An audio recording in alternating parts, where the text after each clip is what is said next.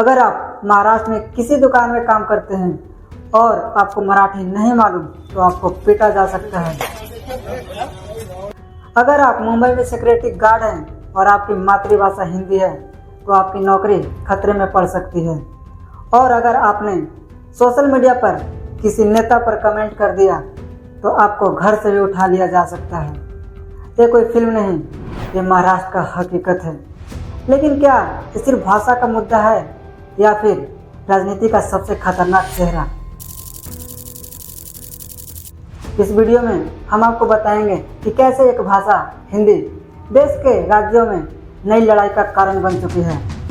महाराष्ट्र से तमिलनाडु, कर्नाटक से केरल तक, क्या ये सिर्फ भाषाई असंतुलन है या फिर एक बहुत बड़ा पॉलिटिकल गेम? हाल ही में डोंबिवली में एक महिला को सिर्फ इसलिए टारगेट किया गया क्योंकि उसने अंग्रेजी में एक्सक्यूज मी कहा।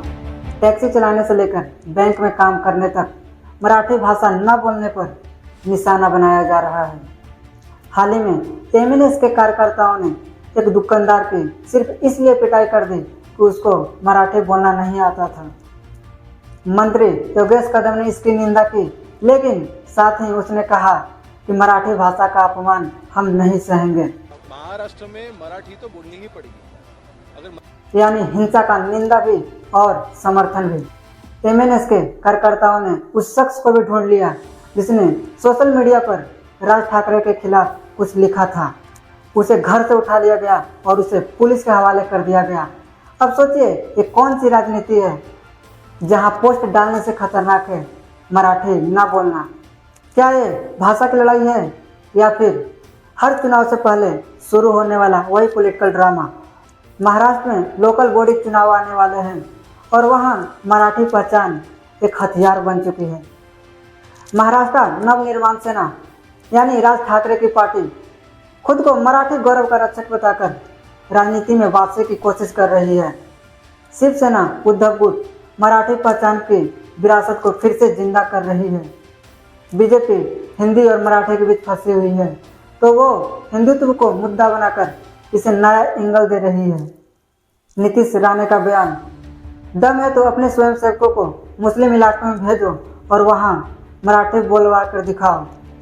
यानी भाषा के मुद्दा को सांप्रदायिक रंग देने की कोशिश। एमएनएस और शिवसेना बार बार कर रही है कि हम मराठी का अपमान नहीं सहेंगे। लेकिन सवाल यह है, क्या ये मराठी बनाम हिंदी है या इसके पीछे कुछ और है जो हमें दिखाया ही नहीं जा रहा है? अगर आप सोच रहे हैं कि यह सिर्फ महाराष्ट्र की कहानी है तो आप जरा पीछे देखिए। तमिलनाडु में 1960 के दशक में जब हिंदी थोपने की कोशिश हुई तो सड़कों पर आग लग गई थी। डीएमके ने हिंदी विरोध का अपना हथियार बनाया और सत्ता में आ गई। अब वही बात महाराष्ट्र में हो रही है जहां भाषा को मुद्दा बनाकर राजनीति की रोटी सेकी जा रही है। केंद्र सरकार ने 1968 में नेशनल एजुकेशन पॉलिसी लाई थी जिसमें कोठारी कमीशन ने 3 लैंग्वेज पॉलिसी का सुझाव दिया था, जिसमें पहली भाषा हिंदी, दूसरी भाषा अंग्रेजी और तीसरी कोई आधुनिक भारतीय भाषा को शामिल करने की बात कही गई। यानी केंद्र सरकार ने तब से ही पूरे भारत में हिंदी को लिंक लैंग्वेज बनाने की कोशिश कर रही है। लेकिन सवाल है, क्या यह थोपकर? तमिलनाडु ने इसे पहले ही नकार दिया और कर्नाटक में भी इसका विरोध शुरू हो गया है और अब महाराष्ट्र में भी आग लग चुकी है। आज भी हिंदी बैठ के 90% लोग सिर्फ एक भाषा जानते हैं, लेकिन दक्षिण भारत के लोग 2 से 3 भाषाएं बोलते हैं। तो सारा बोझ उन्हीं पर क्यों? क्या सिर्फ हिंदी बोलने वाले ही राष्ट्रीय कहलाएंगे? तो सवाल है, क्या हिंदी थोपना न्याय है या अन्याय? कागज पर सब साफ है कि कोई भाषा ज़बरदस्ती नहीं होगी, लेकिन असलियत सुनिए। एनईपी 2020 कहती है कि तीसरी भाषा आप खुद चुन सकते हैं, लेकिन सरकार ने हिंदी पर इतना प्रचार किया है कि बाकी भाषाएं उसकी धूल में खो गई है। संस्कृत, जिसको आम लोग बोलते ही नहीं, उस पर खर्च हुए 250 करोड़ रुपये। और तमिल, मराठी, तेलुगु, कन्नड़ और मलयालम पर, ये सब पर सिर्फ 150 करोड़। तो अब सोचिए, क्या ये भाषा का सम्मान है या फिर चयनित पक्षपात? अब बात करते हैं असली मुद्दों की। जिन पर कोई रैली नहीं होती, कोई भाषण नहीं होता।